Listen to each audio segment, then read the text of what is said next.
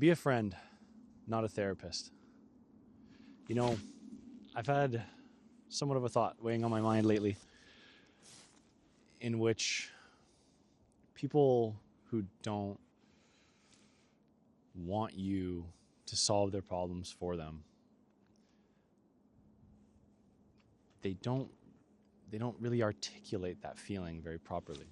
And I think that's sort of something that has been weighing on my mind, and I have a few points in my head that I want to kind of talk about in regards to that. So I think in 2026 we sort of have this issue with communication.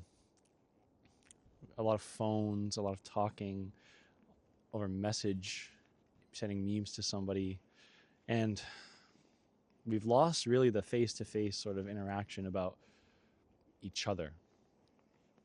And I don't know about you, but for me, being on social media is, I always tend to see the ads for BetterHelp or whatever therapy service you want to use, really.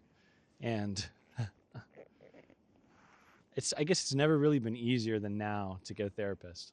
And that's the kind of funny part for me, because as someone who's been in therapy in the past, but now I kind of try to take it on all myself, it's a struggle. And I sort of know that most people, I don't want to be too general, most people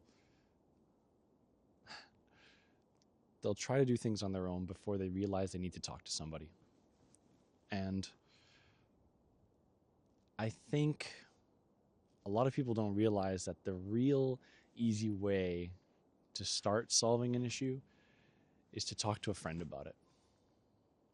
And what I mean by that is, go and find somebody that you care about and who knows who cares about you, and tell them, hey, I'm struggling with this. And not for them to solve your problem necessarily for you, and maybe not even to get advice about it really, but to just say, hey, I need you to hear me out. I'm struggling with something.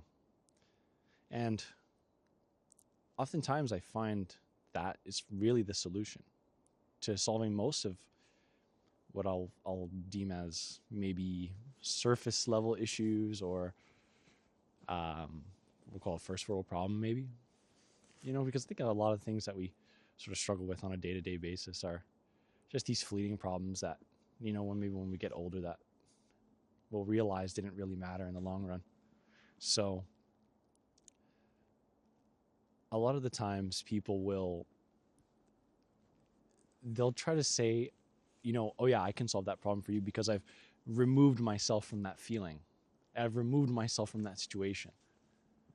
And, that's a very therapist kind of answer, It's a very, let's be extremely pragmatic. Let's remove all emotion from this. But in reality, I tell somebody, hey, I'm struggling with this, and it hurts. It hurts bad. I think a lot of people will try to maybe minimize the pain that they're feeling, or the hurt that they're going through, because maybe it's either too hard to face, or they don't feel like they can connect with somebody. And I think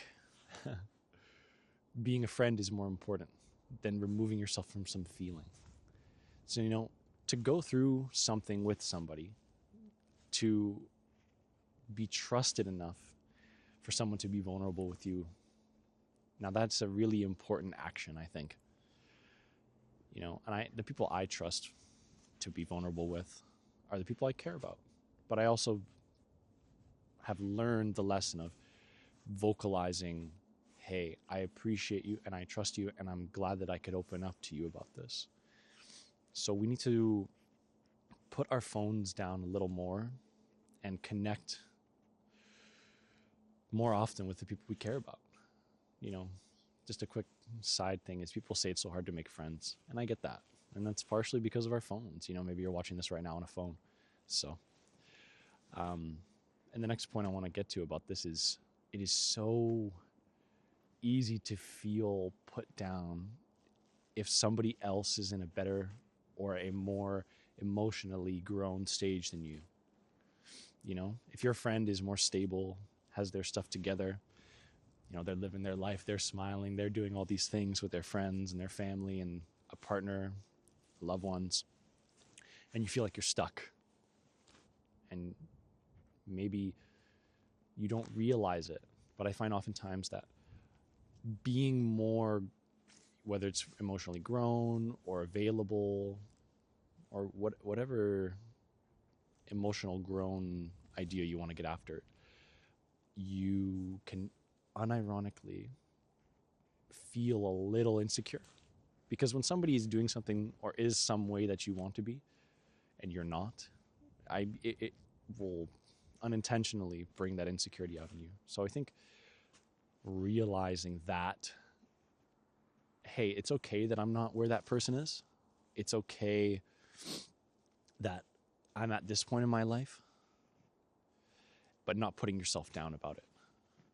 Because, you know, we don't want to put ourselves down. What we want to do is we want to give ourselves the confidence.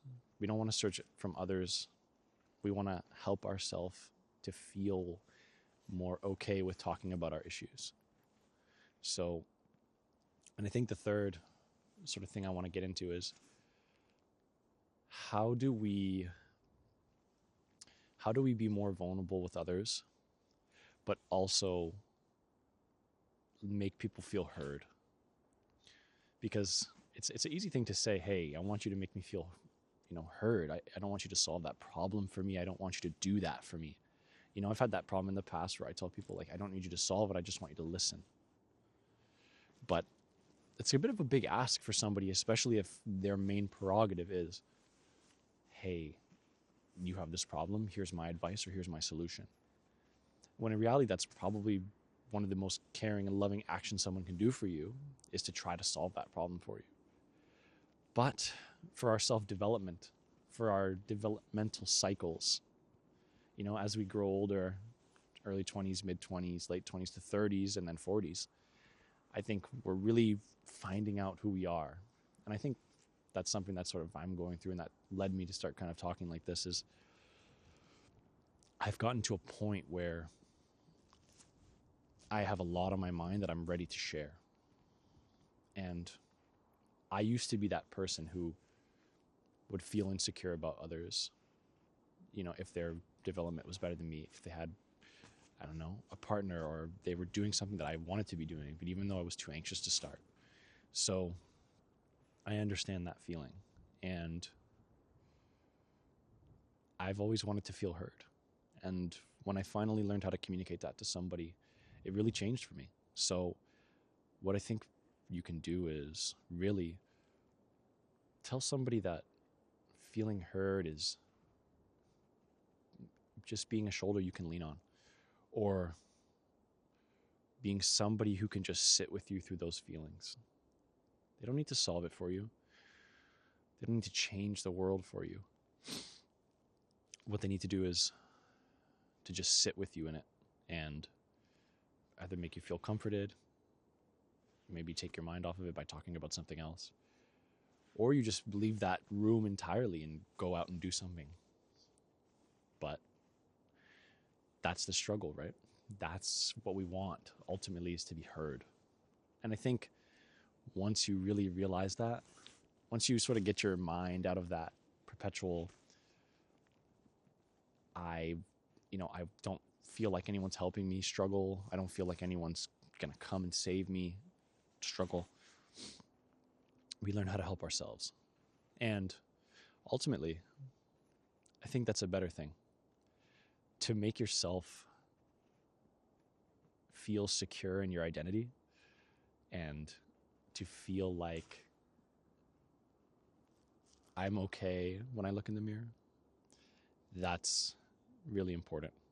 And I think it will kind of lead us to maybe not, I don't want to say lie to ourselves, but I want to say to not kid ourselves of the reality of certain situations. So let's work on being friends to people first. You know, everybody's got their own struggle. Everybody's going to be going through something at their own time. And to be there for somebody is inherently a loving action. And something I learned a long time ago from somebody who I deem important to me was to always be leading with love. And I think if everybody had a little bit more love in their actions and in their words, maybe we wouldn't fall victim to these things so often. So be a friend and not a therapist. Be there for people and do what you can with what you have. Don't be insecure by others just because they're further ahead than you. Because in this life, there's no such real thing as being further ahead. There's only where you are in your development and in your life.